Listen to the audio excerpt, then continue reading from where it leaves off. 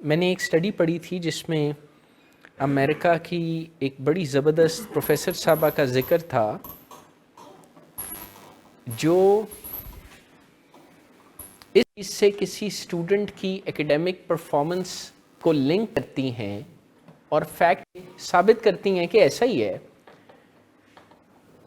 کہ وہ اپنی فیملی کے ساتھ رات کا کھانا کھاتے ہیں یا نہیں کھاتے. Can you believe it? کئی دفعہ چیزیں ان ریلیٹڈ لگتی ہیں پر وہ ان ریلیٹڈ ہوتی نہیں ہیں. بچوں کے بارے میں جو اسٹوڈنٹس ہوتے ہیں نا، اسکول کالج یونیورسٹی کے اسٹوڈنٹس، ظاہر ہے انہیں یا ان کے گھر والوں کو یا ان کے ٹیچرز کو ان کی ایکیڈیمک پرفارمنس کی بڑی فکر ہوتی ہے کہ پاس ہو جان، اچھے نمبر انہاں دے آ جان، انہاں نے جی اگے کسی پروگرام میں داخلہ لینا ہے تو انہاں دا فلاں جی پی اے آ جائے. یہی ہوتا ہے نا. تو ان کا نام ہے ڈاکٹر ایتھنا ریڈ، اور بس سمجھیں کہ وہ قبلہ و کعبہ ہیں دنیا میں. وہ یہ درجہ رکھتی ہیں کہ دنیا نے جب ایکیڈیمک پرفارمنس کے بارے میں جاننا ہوتا ہے کہ بچوں کی ایکیڈیمک پرفارمنس کو کیسے ٹریک پہ رکھا جائے اور بڑھایا جائے، تو جس انسان کا نام لیا جاتا ہے as a leader in the world وہ ڈاکٹر ایتھنا ریڈ ہے. وہ بتاتی ہیں کہ کسی بچے کی ایکیڈیمک پرفارمنس کا تعلق اس بات سے ہے کہ وہ اپنی فیملی کے ساتھ رات کا کھانا کھاتا ہے کہ نہیں کھاتا، کہ وہ نکرے لگتا ہے. نکرے لگنا سمجھتے ہیں؟ سوری، یہ بات کیسے لنک کرتی ہے اس چیز سے کہ اس کی ایکیڈیمک؟ یار زندگی میں بہت سی چیزیں جو ان ریلیٹڈ لگتی ہیں وہ لنک کرتی ہیں. نہیں، وہ میں آپ کی بات مان رہا ہوں. میں آپ سے عرض کرتا ہوں، ایسا کرنے سے ٹائم ٹھیک ہو جائے گا، کیونکہ جو فیملی کے ساتھ ڈنر ہے نا وہ ٹائمڈ ہوتا ہے. یہ جو ہم اپنی مرضیوں سے کھانا کھاتے ہیں ایسا کوئی ٹائم نہیں ہوتا. اچھا، اس سے نیند کا ٹائم ٹھیک ہو جائے گا. اسٹوڈنٹس کو نیند کا ٹائم ٹھیک کرنے کی بہت ضرورت ہے. بہت سے اسٹوڈنٹس اسکول کالج میں جا کے اس لیے نہیں پرفارم کر پاتے اور گواچے رہتے ہیں. اگر آپ ان کے چہرے پہ دیکھیں تو آپ کو لگتا ہے کہ پتہ نہیں. اور اساتذہ بھی کبھی کبھار اس مسئلے کو نہیں سمجھتے اور انہیں کہتے ہیں کہ پرے جا کے پیچھے بیٹھو. سر وہ آدھے تو سوئے ہوئے ہوتے ہیں، وہ آدھے اس لیے سوئے ہوتے ہیں نا دان، ساری رات موبائل سے کھیلتے ہیں. ٹھیک ہے نا. تھوڑی دیر کے لیے سوتے ہیں تو ماں اٹھا دیتی ہے کہ اسکول جانا، اٹھو، تو اسکول جا کے وہ کھیل رہے ہوتے ہیں. ٹھیک ہے نا. اچھا، اب اگر ان کے سونے کا ٹائم ٹھیک ہو جائے اور وہ موبائل سے انگیج کرنے کی بجائے اپنی فیملی سے انگیج کر جائیں تو ان کی ایکیڈیمک پرفارمنس تو ٹھیک ہوگی.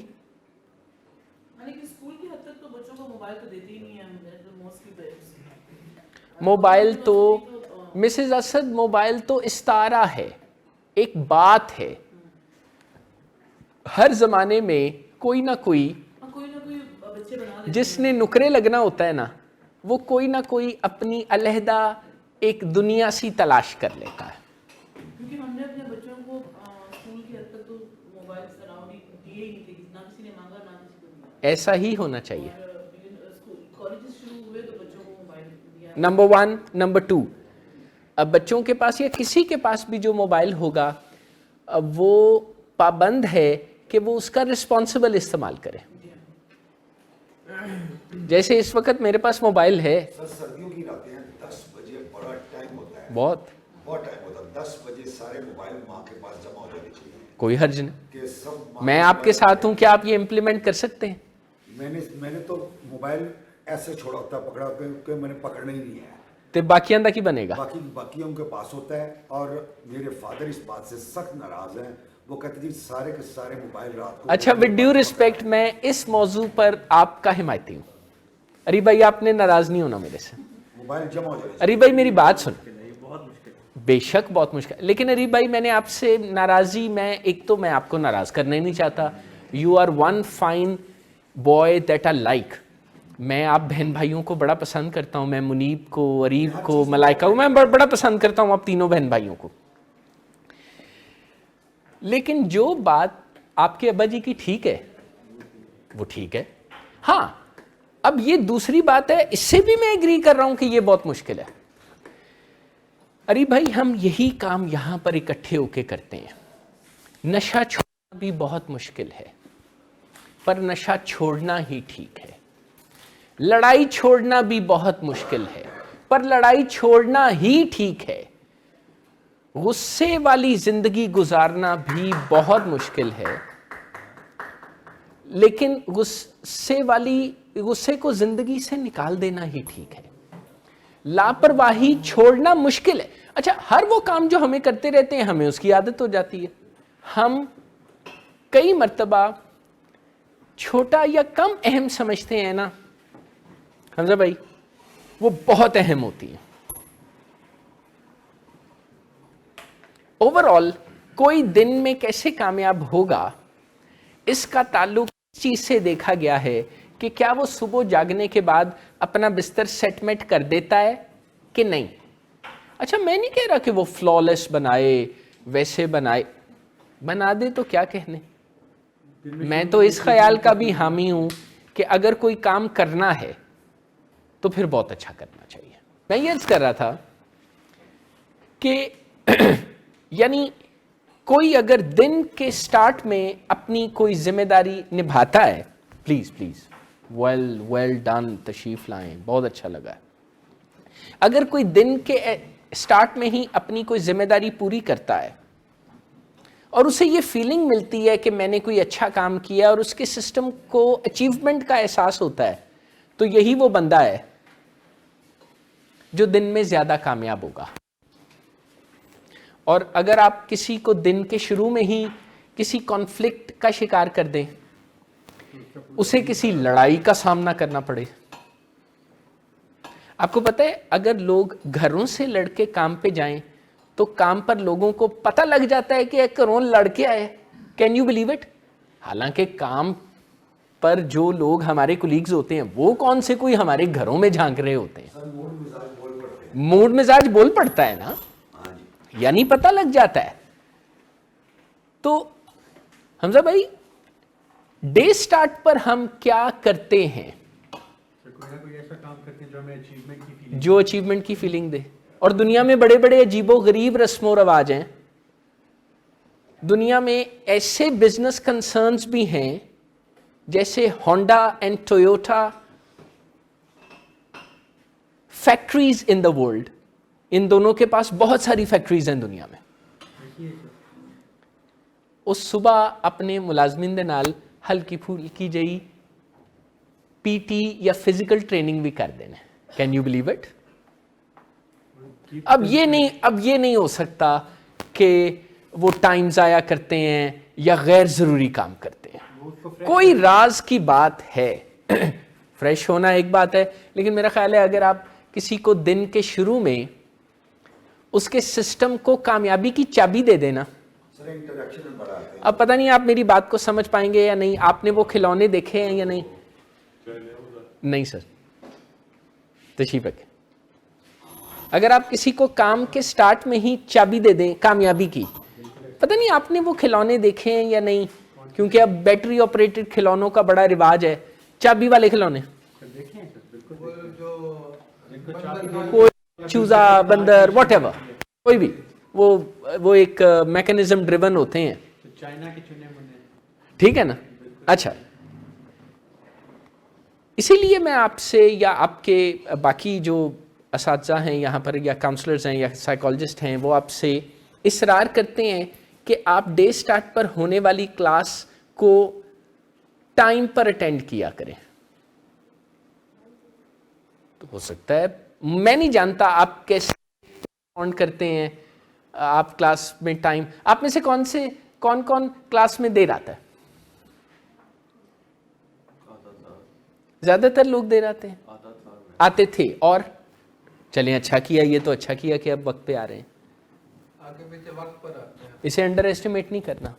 Every right step that you take is going to enhance your recovery and beautify your mood. Addiction بڑی چالاک بیماری ہے. جو اس کے لیے زیادہ ولنریبل ہوتا ہے نا, ایڈکشن کی بیماری اسے گھر تک چھوڑ کے آتی ہے. اور جو ایڈکشن کا شکار ہونے کے باوجود بھی جدوجہد کرتا ہے, میں نے دیکھا ہے اسے کچھ نہ کچھ ایڈکشن بھی اس پہ رحم کھانا شروع کر دیتی ہے. کیا میں آپ کو اپنی بات سمجھا سکا ہوں؟ Yes, sir. یعنی میں ان پیشنٹس کو زیادہ اسٹرگل کرتے ہوئے دیکھتا ہوں جو کیجول ہوتے ہیں، اور جو ہی وہ سنجیدگی کی طرف آتے ہیں تو وہ ریکوری میں زیادہ اچھے ریزلٹس ملنا اچھا ہم یہ بھی دیکھتے ہیں کہ ایک ہی انسان کسی وقت کیجول ہوتا ہے اور وہی انسان سنجیدہ بھی ہو جاتا ہے. سر یہ پرنسپل اپلیکیبل ہے ہر چیز پہ. More so on recovery and sobriety from addiction and alcoholism. پتہ کیوں؟ یار ایڈکشن الکوہولزم کوئی ایسی اسپیشلٹی ہے کہ اس میں غلطی کی گنجائش نہیں ہے. یہ بڑی عجیب سی بیماری ہے. اس میں اس میں غلطیاں اور کوتاہیاں باقی زندگی کی طرح پنش نہیں کرتی، زیادہ پنش کرتی ہیں. دیکھیں دنیا میں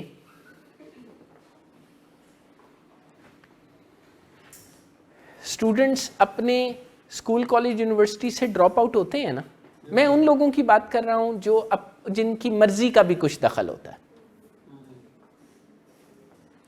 آپ کے خیال میں وہ جو صرف اپنی ill founded beliefs کی وجہ سے ڈراپ آؤٹ ہوتے ہیں، اور وہ جو نشے کے تعاقب میں ڈراپ آؤٹ ہوتے ہیں یا نشے کی زندگی کے تعاقب میں ڈراپ آؤٹ ہوتے ہیں. آپ کو پتہ ہے نشے کی ایک زندگی بھی ہوتی ہے جس میں کوئی رول نہیں ہوتا، جس میں کوئی ٹائم ٹیبل نہیں ہوتا، جس میں کوئی لباس نہیں ہوتا، جس میں جہاں ہم کھڑے ہوتے ہیں کوئی فارمیلٹی نہیں ہوتی، کوئی ادب نہیں ہوتا. اسے ہم کہتے ہیں my life no rules. My life, my rules. My life my rules. ویسے ایمان بھائی بھی ٹھیک کہہ رہے ہیں، کیونکہ وہ جو رولز ہوتے ہیں وہ نو رولز ہی ہوتے ہیں یار. ان اے وے وہ بھی ٹھیک کہہ رہے ہیں. اچھا ایک ہوتا ہے نشہ، ایک ہوتا ہے نشے کی زندگی. نشے کی زندگی کے اپنا اچھا جو نشے کی زندگی ہے نا، اس میں ہر وہ الٹی چیز ہے جو آپ کو صحت مند زندگی میں نظر نہیں آتی. جیسے لازمی نشے کی زندگی میں سونے جاگنے کا ٹائم الٹا پلٹا ہوگا، لازمی. ہر وہ الٹا کام جو ہوگا نا وہ اسی طرح گا. اچھا نشے کی بیماری میں ایٹنگ پیٹرن ڈسٹربنسز بھی ہوں گی. میں حیران ہوں، very very very very few exceptions. Sir park کر لیں. سر کبھی زیادہ کھاتے ہیں کبھی تھوڑا کھاتے ہیں.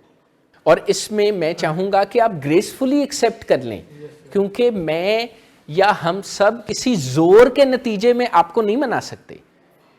انسانوں کا عقیدہ ہی بدلے تو بدلے، انہیں زور سے نہیں بدلا جا سکتا. کیوں عثمان بھائی زور سے بدلا جا سکتا ہے انسانوں؟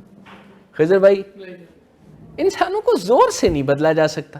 اگر یہ مجھے کہیں کہ جناب ایدی ٹرانسلیشن کراؤ فرینچ دے وچ، تو میری فرانس دے وچ ایک کلاس فیلو ہے ڈاکٹر، میں انہوں کہہ دیاں گا، وہ من ٹرانسلیٹ کر کے سکھا دے گی، میں تہاڈی خدمت ہی چرچ کر دیاں گا. فرینچ میں کہہ کے بتا دوں that compliance is the name of the game.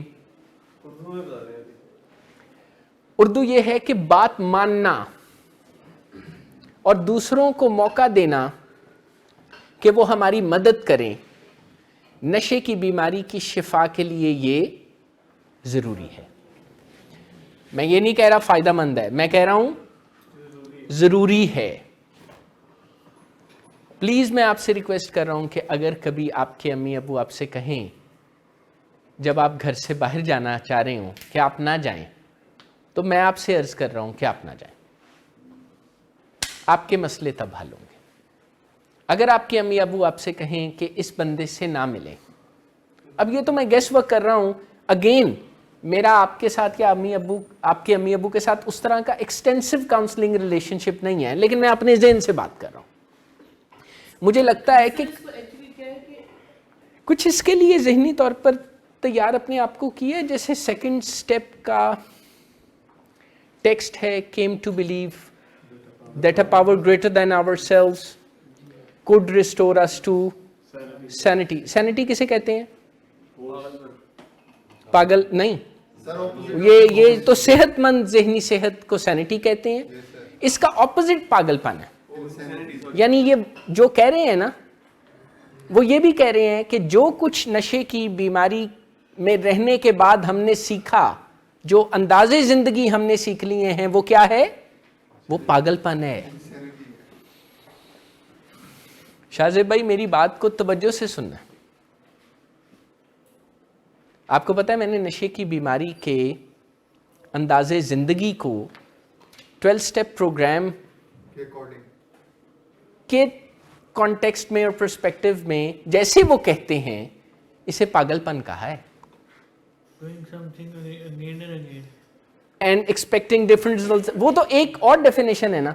لیکن جو نشے کے مریض اولین جنہیں نہ ڈاکٹرز گھاس ڈالتے تھے نہ سائیکالوجسٹ بیمار سمجھتے تھے, کیونکہ اس وقت میڈیکل سائنس کو نشے کی بیماری کا بیماری ہونے کے بارے میں پتہ ہی نہیں تھا. یہ کہ شراب کی بیماری اور نشے کی بیماری ہوتی ہے, یہ تو ایک جینٹلمین ڈاکٹر نے 1956 میں بتایا تھا, ڈاکٹر جیمز راجر ملام نے, اور پھر WHO نے مان لیا اور دنیا کے تمام ڈاکٹرز نے تسلیم کر لیا کہ ہاں بیماری ہے. گو کہ آج بھی اس طرح جیسے دل کی بیماری کو بڑی سنجیدگی سے ڈاکٹر حضرات لیتے ہیں, السلام علیکم سر کیسے ہیں, آئیے تشریف لائیں, اس طرح نشے کی بیماری کو اتنا سنجیدگی سے زیادہ تر ڈاکٹر حضرات نہیں لیتے. دیکھیں میں دوبارہ آپ سے عرض کرتا ہوں, نشہ چھوڑنا ایک بات ہے, نشے کی زندگی چھوڑنا دوسری بات ہے. بہت سے لوگ نشہ چھوڑتے ہیں یا نشہ چھوڑنے کی جدوجہد کرتے ہیں, پر وہ نشے کی زندگی چھوڑنے کی جدوجہد نہیں کرتے. اس کی ایک بڑی پیڑی جئی تے سڑی ہوئی شکل ہے ڈرائی ڈرنک. لیکن اگر کوئی ڈرائی ڈرنک نہیں بھی ہے پر پھر بھی تھوڑا تھوڑا وہ آف ٹریک ہے, تو وہ کچھ ہی دنوں میں زیادہ آف ٹریک ہو جائے گا. یہ بڑی مصیبت ہے. کیونکہ نشے کی بیماری میں چونکہ یہ بذات خود یہ بیماری بھی پروگریسو ہے اور اس کی ریکوری بھی پازیٹیو یا نیگیٹو ڈومین میں پروگریسو ہوتی ہے. اگر کوئی پازیٹیو راستے پر چل رہا ہے تو آنے والے 3 مہینوں میں وہ آج جیسا نہیں رہے گا, آج سے بہتر ہو جائے گا. اور اگر کوئی نیگیٹو رویوں اور راستوں کا مسافر ہے تو وہ 1 ہفتے 1.5 ہفتے 10 دن 20 دن 1 مہینہ 3 مہینے بعد آج جیسا نہیں رہے گا, وہ فل بلون ریلیپس ہو جائے گا. Can you believe it? Full blown relapse. یعنی میں یہ کہہ رہا تھا کہ ریکوری اور سوبرائٹی بھی ایک پروگریسو جرنی ہے اور ریلیپس بھی ایک پروگریسو جرنی ہے. میں بتاتا ہوں, آپ نے تو بات کر کے میرے لیے آسانی پیدا کر دی ہے. میں تو آپ کی سفرنگ کو کیس ان پوائنٹ کے طور پر ڈسکس کرنا چاہتا ہوں, پر میں جھجک رہا تھا, آپ نے بات کر کے میرے لیے آسانی پیدا کر دی. اگر کوئی ریکوری کے راستے پر ہے تو آج سے کچھ عرصہ گزرنے کے بعد اگر کوئی ریکوری کے راستے پہ رہا ہے تو وہ آج بھی تکلیفوں سے دور ہے اور ٹھنڈا مٹھا ہے اور خود بھی راضی ہے اور اس کے ارد گرد کے لوگ بھی اس سے راضی ہیں, یا کم از کم پہلے جیسے پریشان نہیں ہیں اس کے ہاتھوں. ٹھیک اسی طرح اگر کوئی آج ڈی ٹریک ہے تو وہ وقت گزرنے کے بعد وہ وقت گزرنے کے ساتھ زیادہ ڈی ٹریک ہو جائے گا.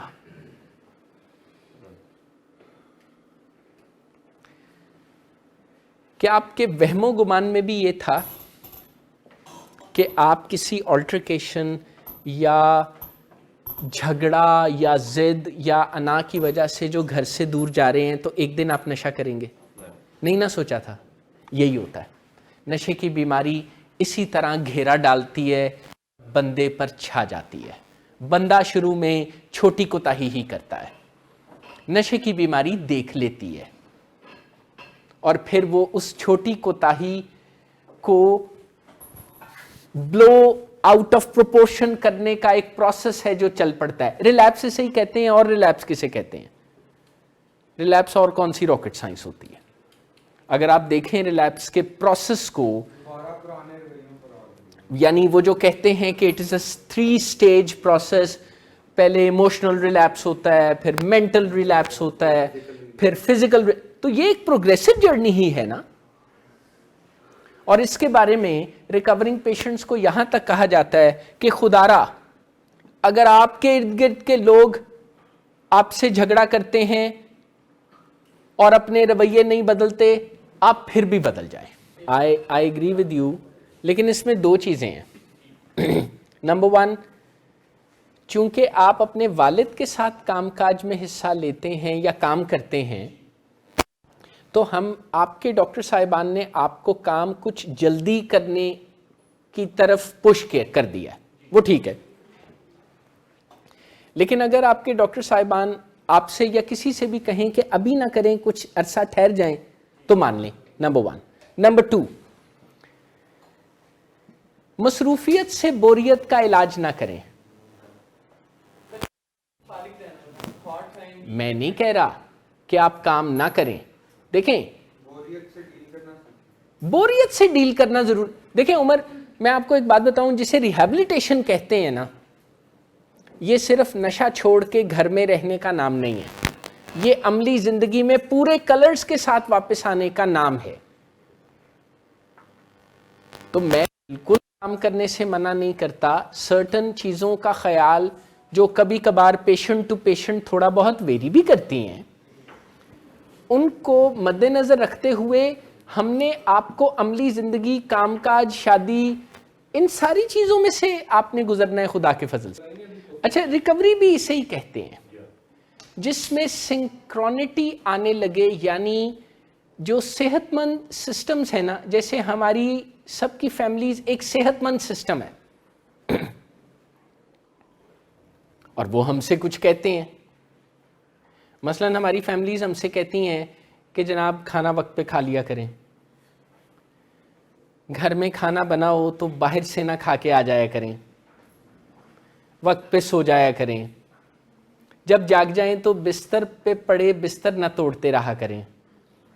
ہماری فیملیز ہم سے کہتی ہیں کوئی واک اور لائٹ ایکسرسائز کر, یہی. اچھا, اب اس میں نا سنکرونٹی آنی ضروری ہے, یعنی وہ جو 2 کاگز آف دا وہیل ہیں وہ ایک دوسرے کے ساتھ, وہ جو ایک دوسرے پر بیٹھ جائے. یہ جو فیملی سسٹم اپروچ ہے ایڈکشن ٹریٹمنٹ کی, یہ کیا ہے؟ فیملی کی مدد سے پیشنٹ کو فیسیلیٹیٹ کرنا کہ وہ فیملی کے گارڈ میں آ جائے, فیملی کے سٹرکچر میں آ جائے. لیکن اگر کوئی ریکورنگ پیشنٹ اپنے گھر کے ہاؤس رولز یا فیملی سٹرکچر میں نہیں آتا, صرف نشہ چھوڑ دیتا ہے, تو کل نہیں جے مکنی. مثلا اگر نشہ چھوڑ دی ہے پر اٹھنا دوپہر 3 بجے ہی ہے, جہاں زیادہ توجہ کی ضرورت ہوتی ہے وہاں پر آپ زیادہ توجہ دیتے ہیں, جو آگے بڑھ رہا ہوتا ہے آپ اسے آگے بھی بڑھنے دیتے ہیں. ہماری توجہ آگے بڑھنے والے پیشنٹ سے کوئی کم نہیں ہو جاتی, لیکن ہمیں اس چیز کا احساس ہوتا ہے کہ جو کسی وجہ سے لیگ بیہائنڈ کر رہا ہے اس کو ہمیں زیادہ ہیلپ اور ایفرٹ کرنے کی ضرورت ہے. سر پھر یہ ٹینشن سکولز میں کیوں نہیں دی جاتی ان بچوں کو جو پڑھتے نہیں ہیں؟ یار وہ اپنا اصل کام بھول گئے ہیں, آپ حیران ہوں گے, وہ اپنی اصل بہت سی چیزیں بھول گئے ہیں, آپ حیران ہوں گے. میں نے اتنے نویں ٹیچر سے اتنی عجیب سی ایک بات سنی ہے کہ مجھے لگ پتہ جاتا ہے کہ یہ بالکل اپنے کام کو بھولے بیٹھے ہیں. آپ کو پتہ ہے کہ آج کل اسکولوں میں جو پیرنٹ ٹیچر میٹنگ ہے اس کو کیا کہتے ہیں؟ PTM. اچھا, یہ بالکل نا پتہ ہونے کی نشانی ہے.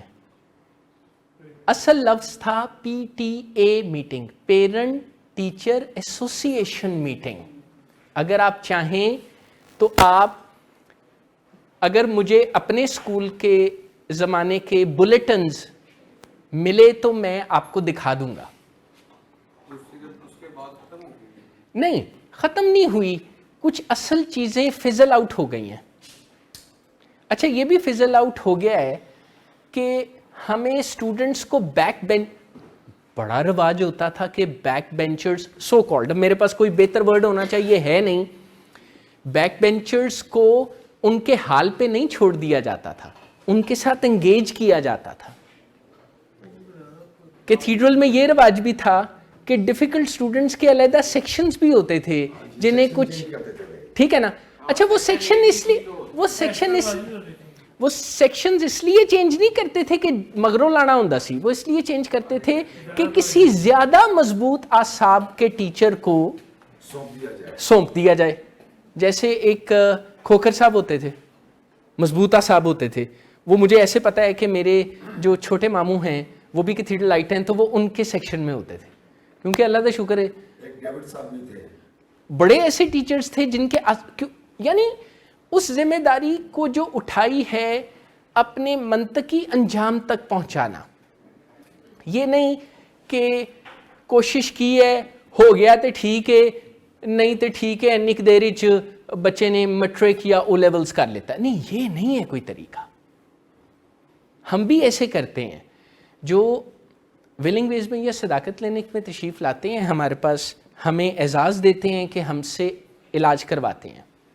اچھا یہ بہت بڑی بات ہے, اور کاش ہمیں کوئی اسکول میں شروع میں ہی بتا دے کہ اگر آپ کو کوئی آپ کے والدین کے ایفرٹس کے بعد چھیڑتا ہے تو یہ اچھی بات نہیں ہے. جیسے اگر کسی کی والد یا والدہ اس کے لیے اسٹرگل کرتے ہیں, اسے لنچ بنا کے دیتے ہیں, اسکول چھوڑ کے آتے ہیں, تو یہ تو ماں باپ کی بڑی اسٹرگل ہے نا. لیکن اگر کوئی کلاس فیلو کسی کلاس فیلو کو اس بات پہ چھیڑے کہ میں تے سموسا کھا رہے ہیں یا میں تے پیزا کھا رہے ہیں تے تو یار اج بھی او پراٹھا لے کے آئے ہیں, تو یہ اچھا نہ ہونے کی نشانی ہے. یعنی جو بچے ایک دوسرے سے بات کرتے ہوئے دوسرے بندے کو یہ فیلنگ دیتے ہیں کہ ماں باپ کی بات ماننا بری بات ہے, یہ ایسے بچوں کے بارے میں کچھ ہونا چاہیے. یعنی اسکول والوں کو اپنی آنکھیں شانکھیں کھلی رکھنی چاہیے کہ ان کے سسٹم میں کون سے بچے ہیں جو باقی بچوں کو کھپا رہے ہیں, ان کے والدین کے ساتھ ان کے تعلق کو خراب کر رہے ہیں. لیکن ہماری ایک موج ہے, ہماری موج پتہ کیا ہے, ہمارا جو کلاس سائز ہے نا وہ بہت چھوٹا ہے. یہ میرے بچپن میں جب میں کیتھیڈرل میں داخل ہوا تھا اس وقت اسکول کی شان سمجھی جاتی تھی کہ کسی اسکول میں کلاس سائز 17, 16, 14 اسٹوڈنٹس کا ہے. لیکن اب چونکہ وہ ماشاءاللہ بچے بھی دنیا میں بڑے تشریف لا رہے ہیں, اللہ کا فضل ہے, اور فضل صاحب بھی نہیں باز آندے تے پلس ہمارے سکولز کم ہیں, اور ہمارے سکولز کی ٹریننگ کا کوئی اہتمام آن گوئنگ ہونا چاہیے. سوری, اچھا میں آپ کو ایک اور بات بھی بتا دوں, کسی اسکول کی جاب یہ نہیں ہے کہ اسٹوڈنٹس کے نمبر کتنے آتے ہیں, یہ اسٹوڈنٹ کی جاب ہے جس میں اسکول ہیلپ کر سکتا ہے. وہ اسکول کی اگزامپل میں دے رہا ہوں تو مجھے یہ بھی آپ کو بتانا چاہیے کہ ولنگ ویز میں کون سے اہم ترین کام ہیں جو ہم نے اور آپ نے کرنے ہیں. میں یہ چاہ رہا تھا کہ ہم اس کام دیکھیں, ہمارے بہت اہم کام ہو جائیں اور کم اہم کام ہو بھی جائیں, کچھ رہ بھی جائیں تو گزارا ہو جائے گا. لیکن ہمارے کم اہم کام ہو جائیں اور موسٹ امپورٹنٹ کام نہ ہوں تو کیا فائدہ گھر بار چھوڑ کے یہاں پر ہمارے پاس آنے کا. یہ بڑا ڈیسیجن ہے. آپ لوگ اس پر بہت, جیسے میں اس کا بڑا ریگارڈ ہم کرتے ہیں, میرے سمیت ہمارے سینئر کولیگز بھی, پر اگر اتنا بڑا قدم اٹھایا ہے کہ گھر بار چھوڑ کے آپ ٹریٹمنٹ سینٹر میں ہمارے پاس رہتے ہیں. آپ آج کل سڑکوں پر یہ دیکھتے ہیں کہ جو نیور ڈرائیورز ہیں وہ رائٹ سے اوورٹیک کرنے کی بجائے لیفٹ سے بھی کر جاتے ہیں. ایسا کیوں ہے؟ کیونکہ باقاعدہ پہلے انہیں بتایا پڑھایا جاتا تھا, سکھایا جاتا تھا کہ جناب جب آپ اوورٹیک کرتے ہیں تو اس سائڈ سے کرتے ہیں, اور جب آپ انٹر ہوتے ہیں تو ایسے انٹر ہوتے ہیں, آپ ناک کرتے ہیں دروازے کو. اور لیکن اب ہم نے اپنے بہت اہم, اللہ کا شکر ہے ولنگ ویز یا صداقت لینے کی ایسی جگہ نہیں ہے جہاں پر اہم کاموں کو بھول جائیں, اور اگر کوئی بھولے تو پھر ارد گرد کے لوگ یاد دلاتے ہیں. یہ بھی بڑی خوبی کی اللہ کا فضل ہے. 4 ڈسپلنز آف ایگزیکیوشن یاد ہے؟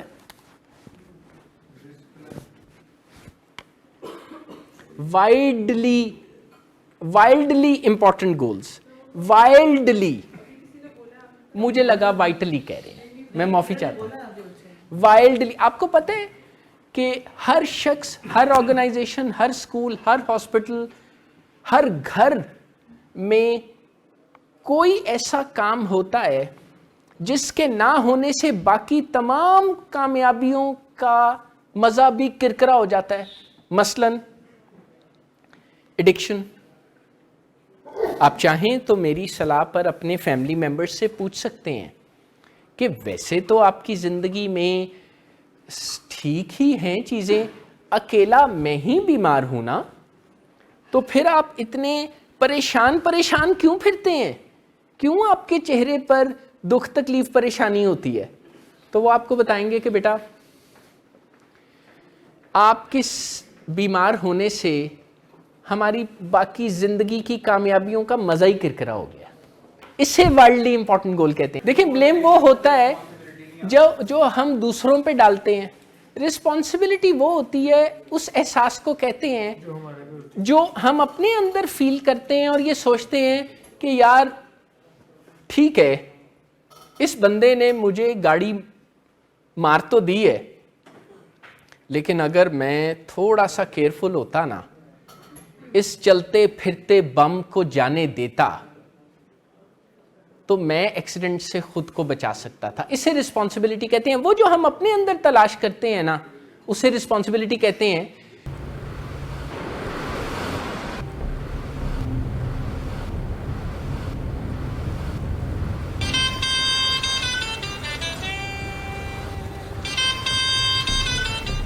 اچھا, تو ابھی تک تمہارا اس چیپ لڑکی کے ساتھ چکر چل رہا ہے. تم کون ہوتی ہو مجھے پوچھنے والی؟ اوکے, اور تم ان گھٹیا لڑکیوں کے ساتھ گلچھرے اڑاتے پھرو تو میں چپ بیٹھوں.